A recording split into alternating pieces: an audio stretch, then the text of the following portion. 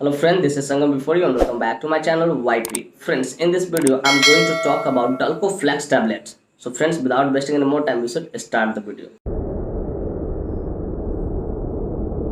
Friends, video को शुरू करने से पहले कुछ बातें मैं यहाँ पे शेयर करना चाहूँगा जो कि आपके लिए एक तरह का वार्निंग है। फ्रेंड्स, यह वीडियो सिर्फ जानकारी के उद्देश्य से बनाया जाए। इस वीडियो को देखने के बाद कतई आप सेल्फ मेडिकेशन ना करें। Friends, actually I don't support self medication at all. Before taking any medicine you must consult your doctor. कि कोई भी दवा लेने से पहले दोस्त आप अपने डॉक्टर से जरूर कंसल्ट करें, ठीक है, क्योंकि एलोपैथिक दवाइयाँ हार्मफुल हो सकती हैं। तो फ्रेंड्स, चलिए वीडियो की शुरुआत करते हैं। फ्रेंड्स, आज का हमारा टॉपिक है Dulcoflex tablet. Friends, Dulcoflex tablet बहुत ही ज़्यादा पॉपुलर है जिसका इस्तेमाल लैक्जेटिव के तौर पे किया जाता है। Friends, there is no doubt about it. You will ask what is laxative. इसमें कोई शक नहीं कि आप हमसे पूछोगे सर कि लैक्जेटिव होता क्या है। तो फ्रेंड्स, मैं यहाँ पे इस बात को क्लियर करना चाहूँगा। I would like to clarify what is laxative. Laxative कहने का मतलब था कोई भी ऐसी दवा, चाहे वो लिक्विड फॉर्म में हो चाहे टैबलेट फॉर्म में हो, जो पेट को साफ करने में मदद करती हो, ठीक है। जैसे किसी को वॉशरूम वगैरह सही से नहीं लग रहा है, सही से स्टूल पास नहीं हो रहा, तो उस चीज़ को साफ करने में जो मदद करती है, स्टोमक को सही रखने में जो मदद करती है, उसको लैक्जेटिव बोलते हैं। तो फ्रेंड्स, मैं उम्मीद करता हूँ कि now you will understand what is laxative, कि आप समझ गए होंगे, ठीक है, कि लैक्जेटिव क्या होता है। अब फ्रेंड्स, हम बात करते हैं कि कौन सी कंपनी इसको मैन्युफैक्चर करती है, क्या क्या इसके अंदर मॉलिक्यूल्स पाए जाते हैं, क्या इसके यूसेज होते हैं, क्या इसके साइड इफेक्ट्स होते हैं, क्या इसके कंट्राइंडिकेशन होते हैं, क्या इसका मोड ऑफ एक्शन होते हैं। इन सारी बातों को इस वीडियो में हम लोग डिटेल से समझेंगे।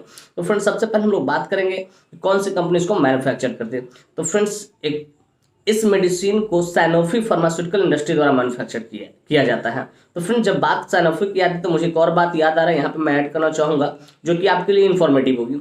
फ्रेंड्स, आपने एविल इंजेक्शन का नाम सुना हो, वह इंजेक्शन भी इसी फार्मास्यूटिकल इंडस्ट्री के द्वारा मैन्युफैक्चर किया जाता है। तो दो बातें याद रखना कि एविल को जो सी कंपनी फार्मास्यूटिकल कंपनी मैन्युफैक्चर करती है, सेम वही फार्मास्यूटिकल कंपनी इसको भी मैन्युफैक्चर करती है, डल्को फ्लेक्स टैबलेट को। तो फ्रेंड्स, चलिए इसके एक स्ट्रिप में 10 टैबलेट्स होते हैं जिसकी कीमत लगभग 10 रुपये के आसपास में होती है, ठीक है। तो फ्रेंड्स, अब चलिए हम बात करते हैं इसके मॉलिक्यूल्स के बारे में, कौन से इसके अंदर मॉलिक्यूल्स पाया जाता है, क्या इसके यूसेज होते हैं, ठीक है। तो सबसे पहले हम बात करें मॉलिक्यूल्स के बारे में।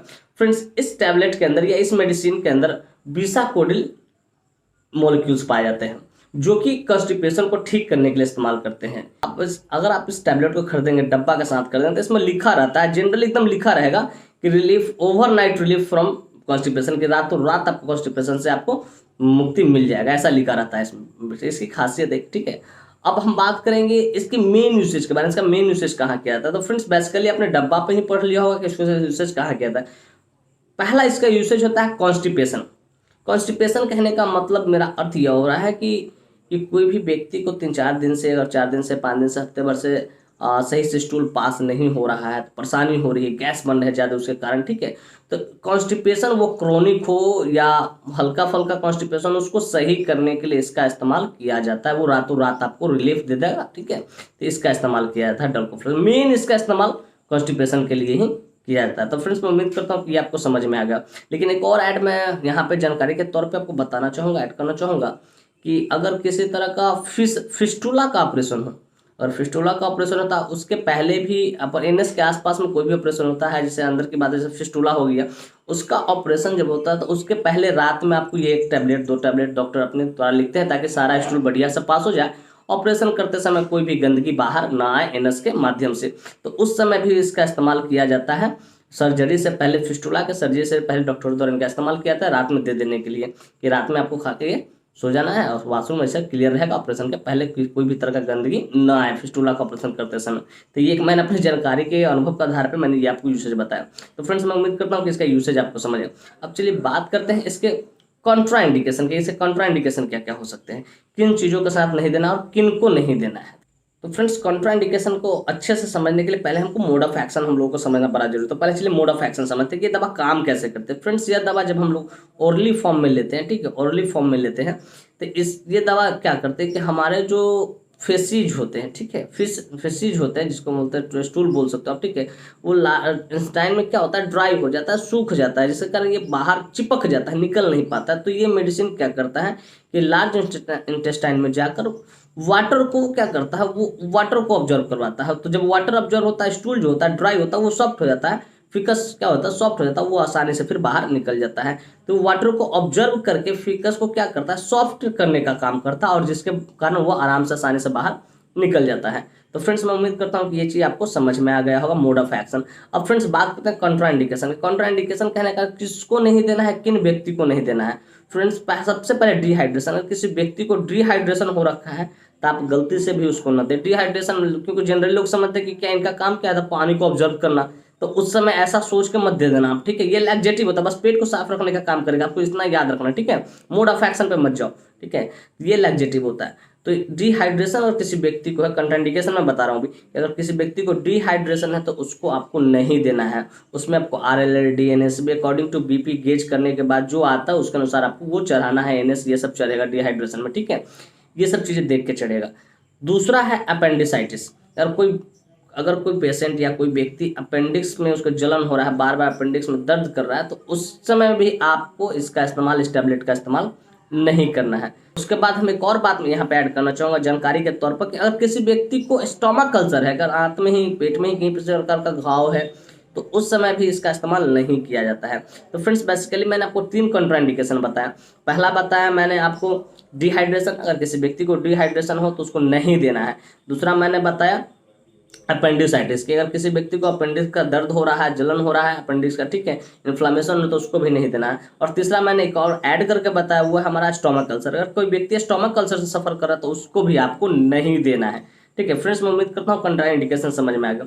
अब चलिए बात करते हैं इसके साइड इफेक्ट्स। साइड इफेक्ट्स क्या होता है, तो फ्रेंड्स इसके साइड इफेक्ट्स होते हैं स्टोमक पेन, कि आपका पेन दर्द, स्टोमक दर्द कर सकता है, या इसी को लोग एब्डोमिनल पेन भी बोल सकते हैं, वो दर्द हो सकता है। फिर कहते हैं स्टोमक क्रैम्प्स, यहाँ पे पेट में मरोड़े हो सकते हैं, ये 2 चीज़ें हो सकती हैं। नंबर 3 साइड इफेक्ट है इसका वोमिटिंग। नंबर 3 से वोमिटिंग, कि आपको वोमिटिंग भी हो सकता है। अगर इस तरह कोई भी साइड इफेक्ट दिखे तो आप अपने डॉक्टर से जरूर कंसल्ट करें। पहला मैंने बताया अब्डोमिनल पेन या स्टोमक पेन भी आप इसको बोल सकते हैं, कोई दिक्कत नहीं है, ठीक है, कि आपका पेट दर्द होने लगेगा। फिर कहते हैं स्टोमक क्रैम्प्स, कि मरोड़े होने लगेंगे पेट, ठीक, मरोड़ने लगेगा पेट, मरोड़ने लगेगा, ठीक है, ये इसका साइड इफेक्ट। और लास्ट मैंने बताया वोमिटिंग, और वोमिटिंग होना भी इसका साइड इफेक्ट्स हो सकता है। और एक और साइड इफेक्ट्स हो सकता है, वो क्या होता है, अगर कोई व्यक्ति बिसाकोडिल से एलर्जिक हो तो वो भी उसको साइड इफेक्ट्स हो सकता है, ये इसका साइड इफेक्ट। और इस तरह कोई भी साइड इफेक्ट्स दिखे आप अपने डॉक्टर से जरूर कंसल्ट करें। तो फ्रेंड्स मैं उम्मीद करता हूँ इसके साइड इफेक्ट समझ में आ गए हों। अब चलिए इसके डोजेज के बारे में बात करते हैं। फ्रेंड्स 6 साल से नीचे के बच्चा को आप इस मेडिसिन को न दें, इस टैबलेट का इस्तेमाल न करें। ज़्यादातर कोशिश करें कि आप इस टैबलेट का इस्तेमाल एडल्ट में ही करें। और कोई व्यक्ति एडल्ट है, 18 साल का है, 15 साल का प्लस है, ठीक है, 18 साल प्लस है, अगर वो कॉन्स्टिपेशन से सफर कर रहा है तो इसका आप इस्तेमाल एक गोली रात में सोने समय आप उसको दे दें, ताकि सारा उसका कॉन्स्टिपेशन रातों रात ठीक हो जाए। तो फ्रेंड्स मैं उम्मीद करता हूँ ये सारी चीज़ें समझ में आ गई होगी आपको, लेकिन कुछ और चीज़ें मैं ऐड करके बताना चाहूँगा कि पोस्ट सर्जरी के बाद भी डल्कोफ्लेक्स का लोग इस्तेमाल करते हैं, लेकिन जो पेशेंट होश में हो तो उनके लिए। अगर मान लीजिए कोई पेशेंट का ऑपरेशन हुआ, एच का ऑपरेशन, हिस्टेरेक्टोमी हुआ, बच्चेदानी का ऑपरेशन हुआ, ठीक है, और वो होश में, तो पहले तो 24 आवर्स उसको NPO पर रखना होता है, नील परोडली, मतलब 24 घंटे कोई खाना पीना नहीं देना, उनको लोग फ्लूइड खाली चढ़ाते हैं हम लोग, ठीक है। और उसके बाद उसको गैस पास नहीं होता है, ठीक है, बाथरूम तुम नहीं हो रहा है, ठीक है, तो वहाँ पे लिक्विड फॉर्म में क्रीमाफिन या पैन MPS ये सब दिया था डल्कोफ्लेक्स, वो एक तरह से, वो भी एक तरह से लैक्जेटिव में होता है। तो उसका उस जगह पे टैबलेट फॉर्म का इस्तेमाल ना करके लैक्जेटिव में, सिरप फॉर्म में, सस्पेंशन फॉर्म में इस्तेमाल किया था। तो फ्रेंड्स एक बहुत ज़बरदस्त जानकारी था जो मैंने अपना एक्सपीरियंस शेयर किया आपके साथ। मैं उम्मीद करता हूँ ये चीज़ आपको अच्छी लगी। तो फ्रेंड्स अगर सारी बातों को घुमा फिरा के एक ही बात में बोला जाए, ठीक है, तो जनरली इसका इस्तेमाल कॉन्स्टिपेशन को दूर करने के लिए किया था, जो किसी प्रकार का कॉन्स्टिपेशन हो। तो फ्रेंड्स मैं उम्मीद करता हूँ कि ये वीडियो आपको बहुत शानदार तरीके से मैंने समझाया, बहुत शानदार तरीके से नरेट किया, और मैं उम्मीद करता हूँ कि वीडियो काफी इन्फॉर्मेटिव, बहुत ज़्यादा इंटरेस्टिंग रहा। Friends if you find this video informative and interesting, hit the like button, subscribe my channel, don't forget to share with your medical friends and common friends. Thank you for watching this video. फिर मिलते हैं हम लोग next video, तब तक के लिए धन्यवाद।